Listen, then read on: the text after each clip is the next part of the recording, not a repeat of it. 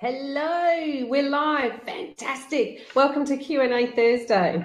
As you know, this one's a little bit different than normal. I've done a couple of these during the year. This is a pre-recorded one. So I'm currently in Sydney, so I'm in two places at once right now.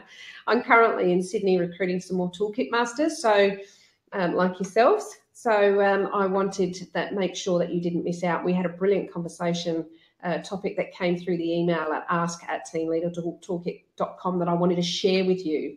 And it was all about this particular team leader felt like he was continuously nagging his team about deadlines and incomplete work and what could he do about it. So we had a bit of a chat about it, and I wanted to share some of those tips and hints with you guys today. So I'm really looking forward to sharing that with you.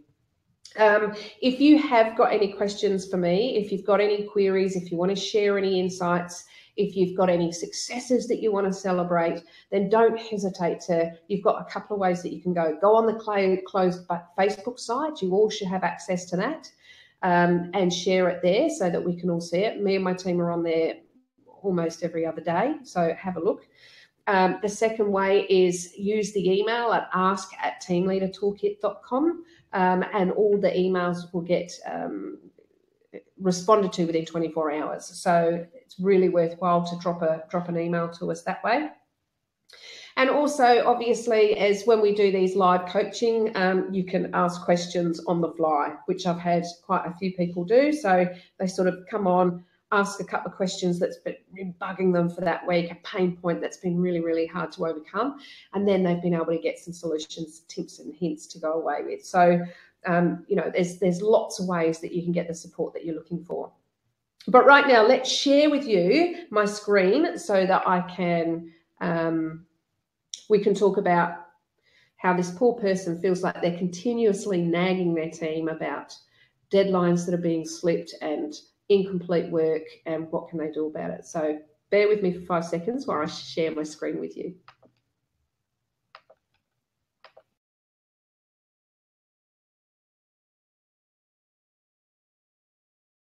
Display. All right, so what we've got here.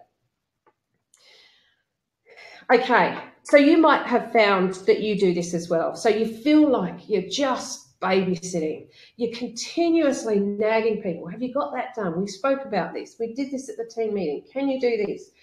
And all those sorts of things. So, so as you can see, you know, it can be really, really frustrating for you as a team leader because, you know, you've got other things that you need to do. But ultimately, you feel like, you know, you're continuously doing this. So what can you do about it? So let's have a look. All right, we need to put any of the tasks that you're going to give to your team members, especially the ones that struggle and the ones that come up to you all the time and they miss deadlines and all that sort of stuff. Maybe they had the incomplete work.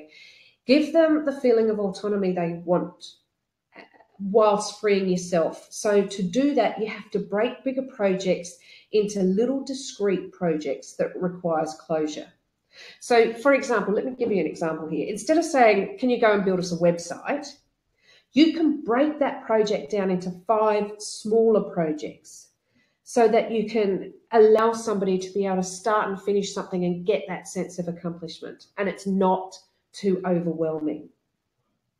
So, you know, the first thing you might develop a statement would be, you know, develop a positioning statement. What's the website going to be there for? That's the first project. So they'll go away and they'll ask people and they'll, you know, go and have some quality conversations with people about why we need the website and all that sort of stuff.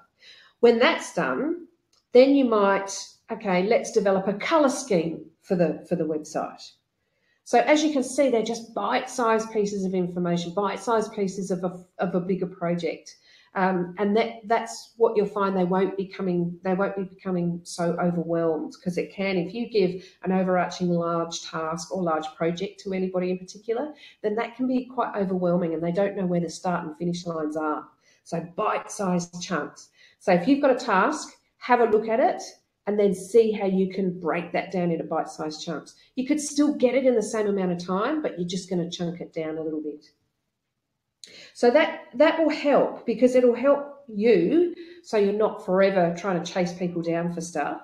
And it'll also help your team members develop some sort of self-confidence and self-sufficiency, because it's a little bit easier to tackle. It's a bit of a smaller project. It's got a definite start, a definite finish, and there's some bits in the middle that they can go and resource and do. So it's kind of a win-win in that sort of circumstance. So try that, bite-sized chunks.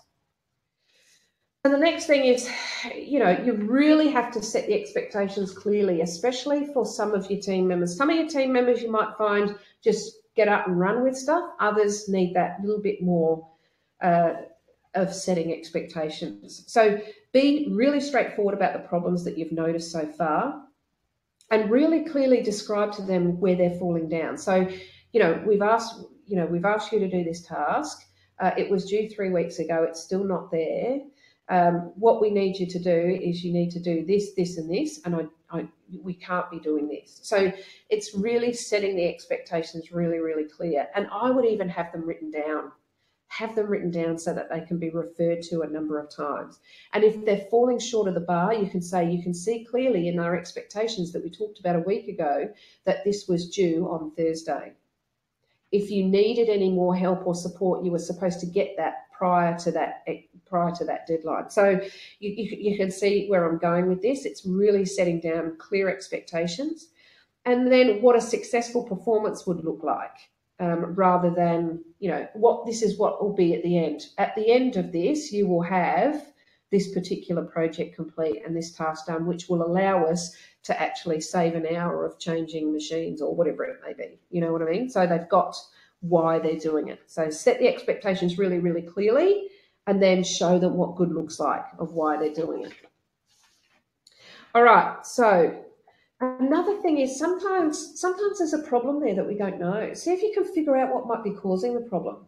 So ask some questions to your team member. So and ask, I'd like to hear your thoughts about what's causing this issue, or I'd like to see what's your sense of what might be going on, or I'd like you to tell me what you think why the deadline has slipped.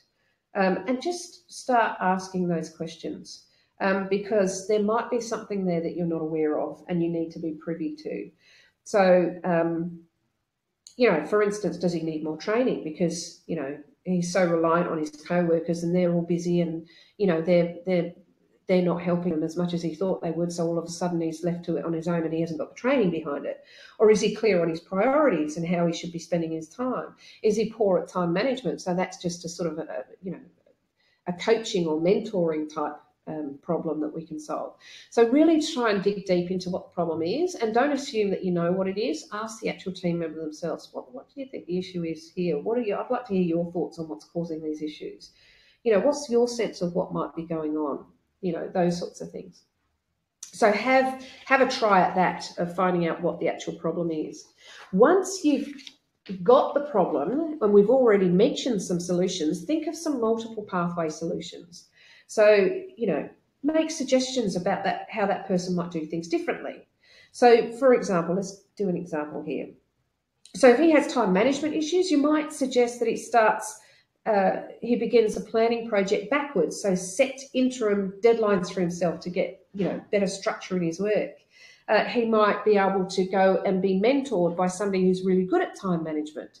He might be able to get some more tools and resources about how to plan better. He might be able to be coached by you. He might be able to attend a training program. So there's multiple pathways and solutions to that particular problem that we can identify. And then get the team member to have a bit of ownership over which one they think is going to resonate with them the most. Maybe they're not a training person. Maybe they're best off being coached or mentored. Or maybe they just need a couple of resources to help them through it, some tools. So give a multitude of solutions and let that team member be the person in charge of sort of taking that on. Okay.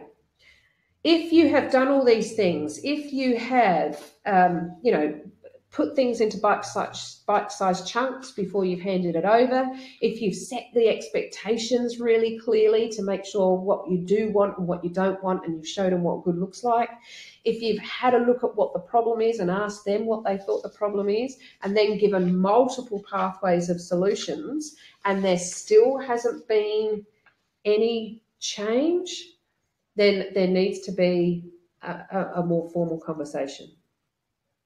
So you need to talk about it, and this time you're escalating the seriousness of the conversation. So before it was all about mentoring and helping and supporting and guiding and all those sorts of things. This is more about you're making it really, really clear that this isn't routine feedback or help. This is more about a severe problem that's holding that particular team member back and has potential to even be a more serious problem if it's not fixed. So you really need to have that more formal conversation.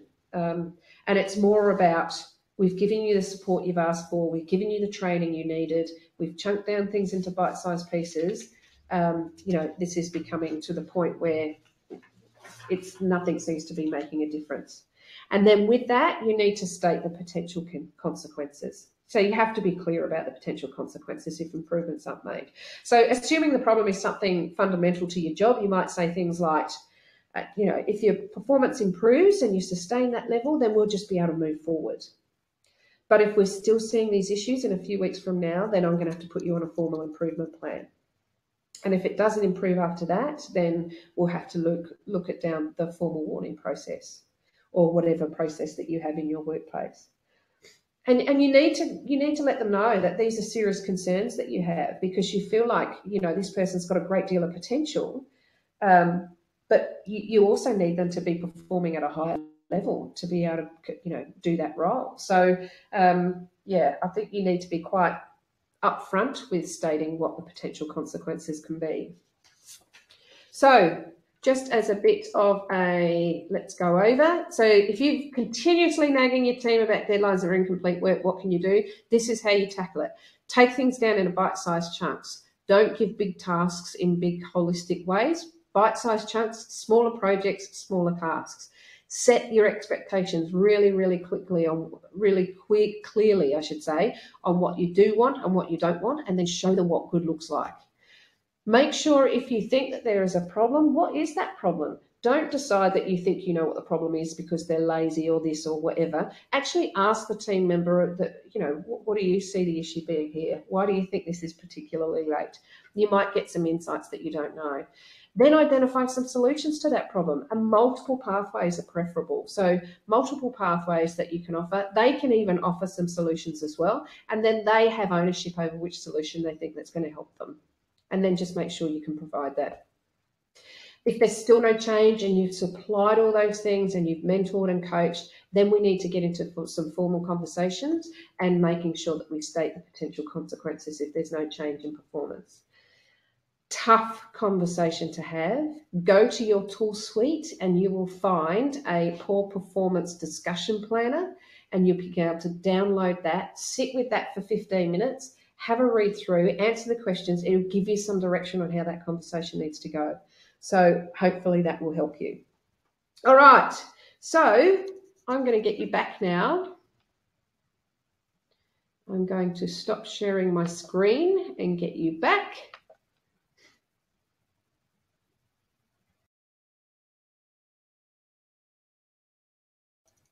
There we are. All right, we're back. So hopefully, I hope that those things helped.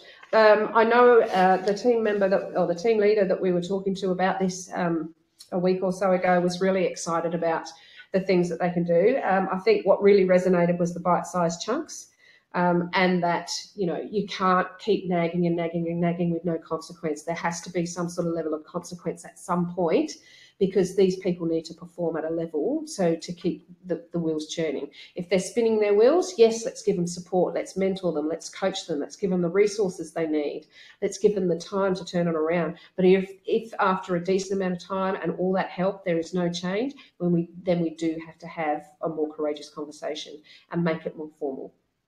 So hopefully that helped you too. Maybe you've got a team member or two that are struggling with things.